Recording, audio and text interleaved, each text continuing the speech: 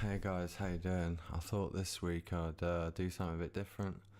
Do some news, commentary, something on a very serious and non-sensational and hyperbolic level. Just straight up, just reporting. No, I'm just kidding. Let's go.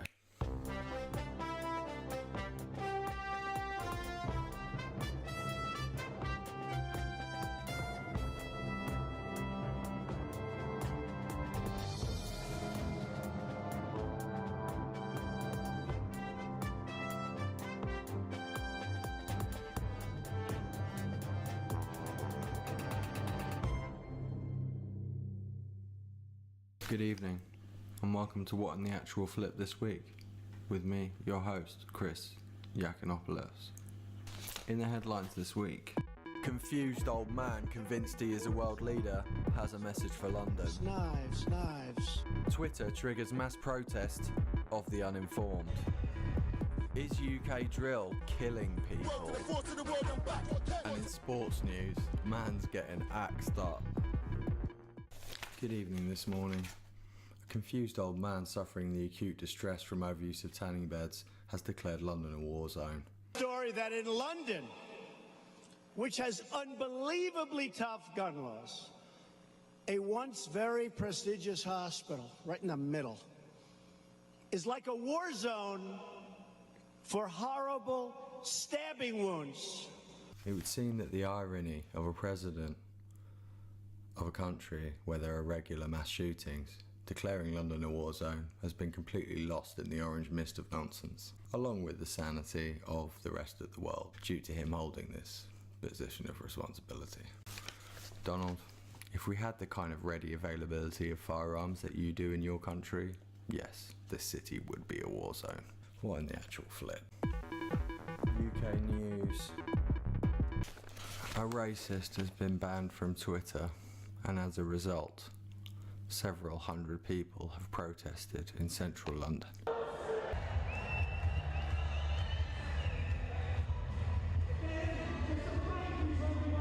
Now, the protest was about freedom of speech. I mean, some guys in California running Twitter aren't gonna, that's their choice if they want to ban you. They're like, yeah, you're a racist. Sorry, you can't use Twitter. Whatever the flipper's name was, Milo was there, Tommy Robinson. I mean, it's the top trumps of racism, excluding Trump. I mean, top trumps like the card game. I think being banned from Twitter possibly does not constitute a restriction of your freedom of speech, and they're allowed to ban you because it's their platform. And if you're a racist, then maybe people at Twitter don't like you.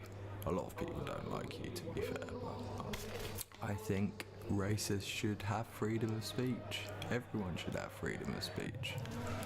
But there are limits. Especially if you're racist. The more you wave the flag, the more you are a flag. Anyway, I don't even want to talk about this. And in music news, this week, as reported by The Guardian, drill music is killing people. As far as I'm concerned, music doesn't kill people. I don't know, maybe I'm wrong.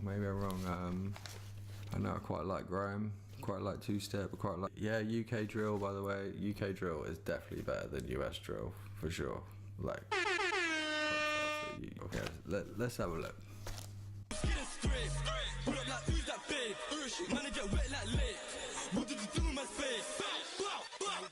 Run man down, get burst in the mains. Close up shots, get left in the ring. 4-door team, get burst from a range. I'll chat fit like I was with Kane. You see them man, I don't trust them man. Fuck them man. It's aggressive. It's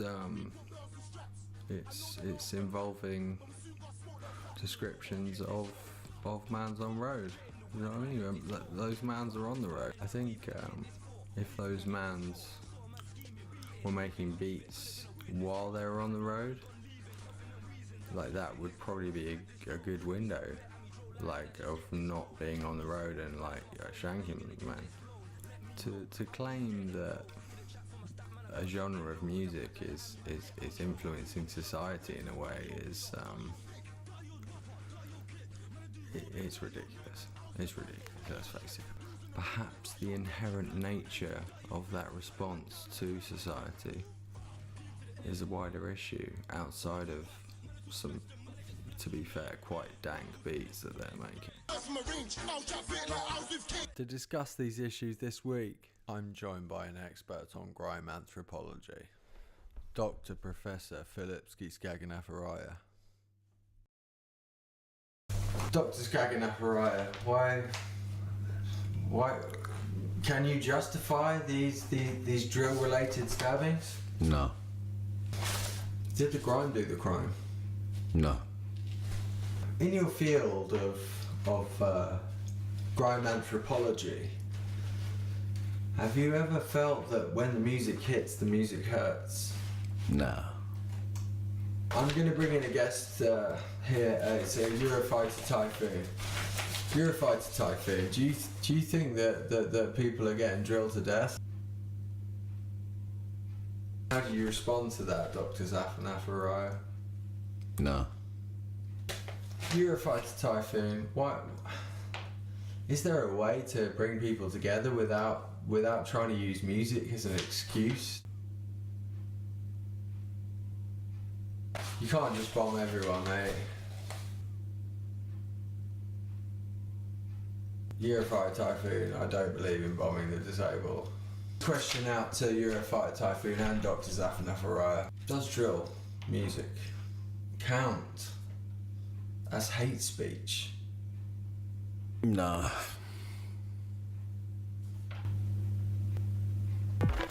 And in sports news, somewhere in Europe, or God knows where, 20 different countries are involved in a medieval battle, which is known as the Battle of Nations.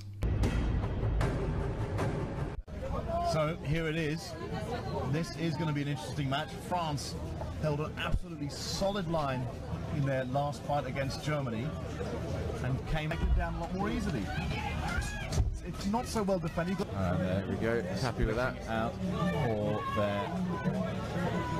Apparently this is a sport. Man's getting axed. The flip is some people in flipping armour with a flipping axe, and it's a sport. I don't know, you tell me. A man's getting axed and it's flipped up. I personally don't, in a way I condone it because it's so hilarious, but it's flipping weird. I guess every man has the flipping right to get in a suit of armour and flipping axe and sword people up for sport. But I would argue that perhaps it's not a sport and it is just a joke. Well, I mean, a medieval meme. The part of me thinks that perhaps this should be sport. Why isn't this in the Olympics? You know, the 100-meter suit of armour axe each other in the face run. I mean, that would make the Olympics a lot more entertaining, I tell you that. Russia won. Of course Russia won. They're all about winning. 80 people were injured. I'm sure they're okay. You know, I don't think anybody got decapitated or, you know, lost a limb. It's the Battle of Nations. There are consequences to this. Well done, Russia. Thank you to my guests, Eurofighter Typhoon and Dr. Cris Yakinopilis. Thank you for joining us on What the Actual Flip this week. I'm Cris Yakinopilis. See you next time. Keep flipping.